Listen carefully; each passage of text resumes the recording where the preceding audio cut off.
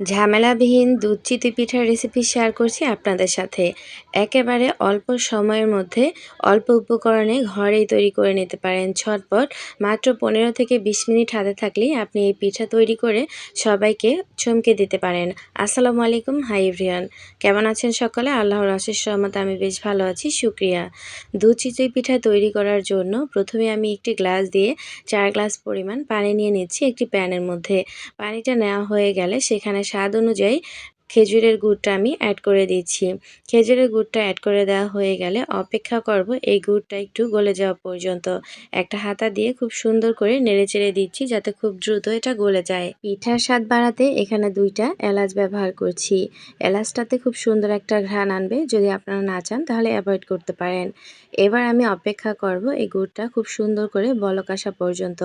এদিকে আমি বাজারে কেনা ৫টা চিতই পিঠা এখানে নিয়ে নিচ্ছি। আপনি চাইলে বেশি কম যেভাবে আপনার প্রয়োজন আপনি ব্যবহার করতে পারেন।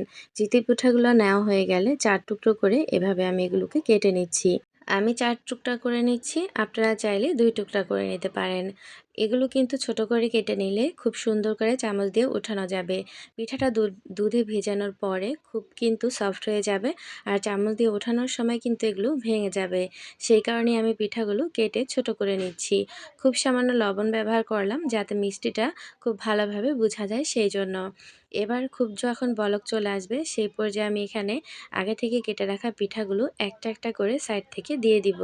আপনি চাইলে এখানে অনেকগুলো ব্যবহার করতে পারেন, তবে খুব বেশি পিঠা এখানে একসাথে ভিজালে কিন্তু সেই পিঠাগুলো নরম হয়ে ভর্তা হয়ে যাবে।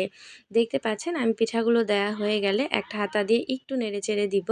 দেয়া হয়ে গেলে আর কিন্তু এখানে হাতা খুন্তি কিছুই ব্যবহার করব না, অপেক্ষা করব ১০ মিনিট। আমি ১০ মিনিট পিঠাটাকে খুব সুন্দর করে জাল করে বলক দিয়ে নিব। এরপরে আমি একটা ঢাকা দিয়ে ঢেকে চুলা থেকে নামিয়ে অপেক্ষা করব পিঠাটা রসের সাথে লেগে যাওয়া পর্যন্ত। পিঠাটা যদি রসের সাথে না লাগে সেখানে কিন্তু পিঠাটা খেতে ভালো লাগবে না, আর মিষ্টিটাও হবে না। আর এই পর্যায়ে আমি এখানে অ্যাড করছি ৫০ গ্রাম পাউডার মিল্ক। খুব সুন্দর করে পানি দিয়ে জাল করে নিয়েছিলাম। এই যে দেখুন সরযুক্ত হয়েছে। এরপর এখানে পিঠার সাথে আমি অ্যাড করলাম। আর অ্যাড করেছি যখন তখন কিন্তু এই গুড়টা ঠান্ডা হয়ে গেছিলো। গরম থাকা অবস্থায় অ্যাড করা যাবে না, তাহলে কিন্তু দুধটা ফেটে যেতে পারে। অ্যাড করা হয়ে গেলে নেড়েচেড়ে দিয়ে আমি খুব সুন্দর করে ঢাকা দিয়ে ঢেকে আবারও ১০ মিনিট অপেক্ষা করব। তবে আপনারা চাইলে এই পর্যায়েই এই পিঠাটা খেয়ে নিতে পারেন। দেখুন এই পর্যায়ে দেখতে কতটা লোভনীয় লাগছে।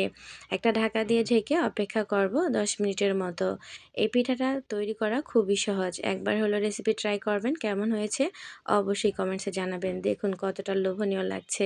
বিদায় নিচ্ছি, ভালো থাকবেন সবাই। আল্লাহ হাফেজ।